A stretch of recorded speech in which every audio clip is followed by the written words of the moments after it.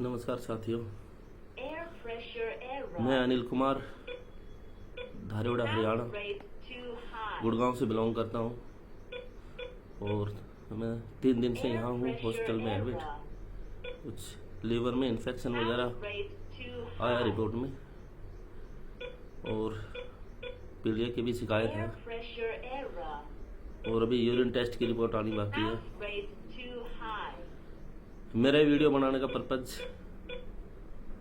ये है कि मैं भी व्यूनाव का एक एसेट ओनर हूँ और मैंने 2023 में व्यूनाव के 4 पार्टिकल से शुरुआत करी थी। उसके बाद मैंने जीरकपुर ऑफिस विजिट किया, मोहाली एज डाटा सेंटर पट्टी कल्याण। मैं अभी पीछे भिवाड़ी भी इंफ्राटेक का मैंने देखा था। ऐसा नहीं है जैसा अभी काफ़ी दिनों से हम देख रहे हैं कि स्कैम का हम सुन रहे हैं। कई बार क्या होता है साथियों, किसी भी बिजनेस को रन करने के लिए हमें पैसे की ज़रूरत होती है और मैं तो ये कहूँगा बिजनेस नहीं, नौकरी भी करने के लिए किसी भी फील्ड में क्या हमें एजुकेशन में पैसा नहीं लगता हमारा? क्या ऐसे ही IAS IPS ऑफिसर, कोई लीगल, कोई अधिकारी लोग, क्या उनकी मेहनत, वो पैसा और मेहनत इन्वेस्टमेंट नहीं करते? साथियों, एक्चुअल में जब इस व्यूनाव के बारे में मैं कुछ प्रकाश डालना चाहूँगा।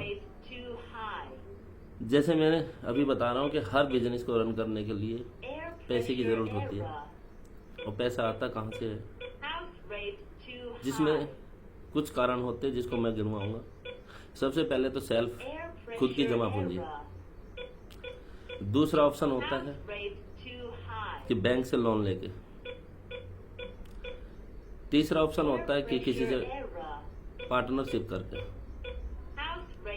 और जिस बिजनेस मॉडल पे हमारी कंपनी रन कर रही थी वो है सेल एंड लीज बैक। और कमाल की बात यह है कि ये कोई नया बिजनेस मॉडल नहीं है।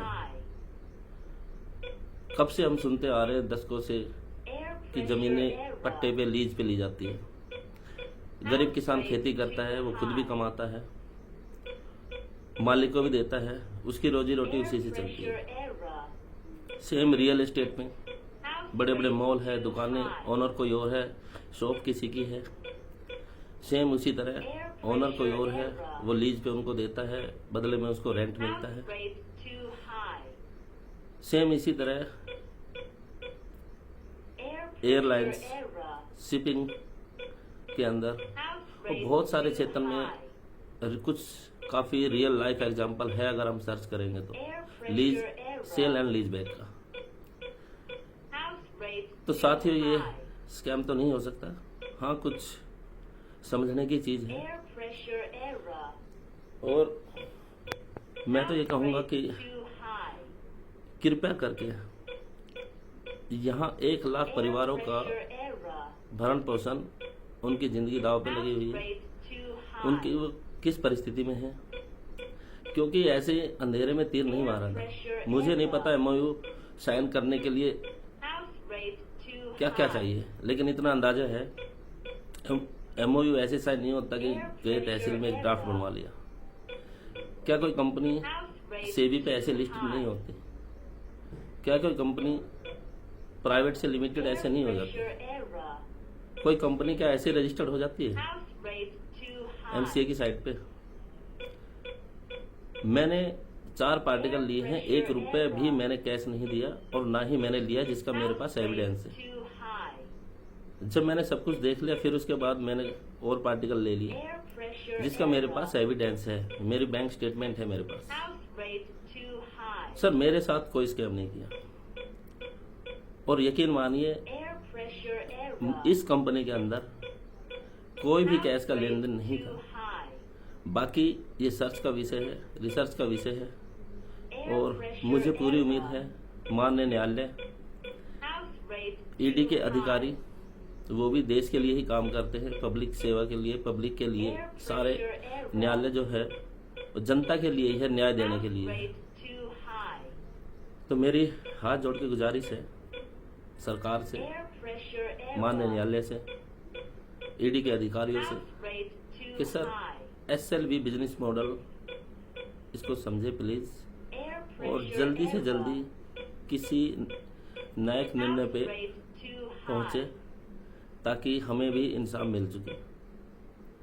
और मुझे उम्मीद है पूरी कि हमें न्याय जरूर मिलेगा। हो सकता है कुछ हालात मेरे देख रहे हो, कुछ अगर सब कुछ ऐसा निकला हो तो उसके लिए माफ़ी चाहता हूँ मैं। लेकिन ये मेरी अकेले की पीड़ा नहीं है, यहाँ 1 लाख परिवार हैं जो इस से पीड़ित है। सर हमें भी पता है IT के अंदर आज इस क्षेत्र में ये AI का युग है, कितना डेली हम देख रहे हैं, सब कुछ डिजिटल इंडिया की हम बात करते हैं। ड्रोन कभी हम सुनते नहीं थे, आज सब चीजें, क्या इसरो कितने स्पेस मिशन कर रही है,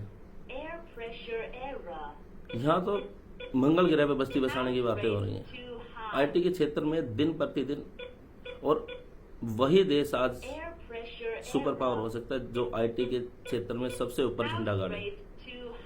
हमने तो देश के विकास और योगदान में अपना सहयोग किया था, और कहाँ गलत है कि पैसिव इनकम लेने का अधिकार किसका नहीं है।